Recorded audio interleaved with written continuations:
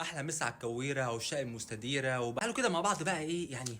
نتكلم في تشكيله منتخب مصر بكره قدام غانا. ماشي زي ما انا قلت، يعني احنا ممكن نريح حجازي ما فيهاش اي عيب خالص، الراجل لسه راجع من اصابه ومش في كامل فورمته ولا لياقته، ونلاعب ياسر ابراهيم اللي مكسر الدنيا، ونشيل هاني زي ما قلت، ونحط نبدا بعمر كملعب واحد، وناحيه الشمال نشيل محمد حمدي ونحط احمد فتوح، وفي نص الملعب نشيل كابتن محمد النني ونحط مكانه مروان عطيه، ونسيب ممكن نسيب حمدي فتحي، ونشيل زيزو عشان اداؤه كان وحش جدا الفتره الاخيره، والماتش الاخير بالذات مع المنتخب مش عارف يعمل اي حاجه، وبقى ممكن ننزل امام عاشور، وممكن ما ننزلش امام عاشور، ولا كابتن فيتوريا حابب يضم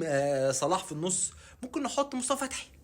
يعني مصطفى فتحي يبقى صلاح تحت مصطفى محمد، ومصطفى فتحي الناحيه الثانيه يبقى هاف رايت. مصطفى فتحي ده لعيب خطير، اقسم بالله لعيب جامد جدا، نستغله يا جماعه في السرعات، في الضغط، في البساط، في الحركات، لعيب ملوش حل. والناحيه الثانيه تريزيجيه، والله العظيم هنكسب، والله هنعمل اداء حلو ونكسب سكور كمان، بس بلاش فتحي، بلاش فتحي يا كابتن فيتوريا، يعني مش عايزين تشكيله زي اللي فاتت بعد اذنك وتقول انا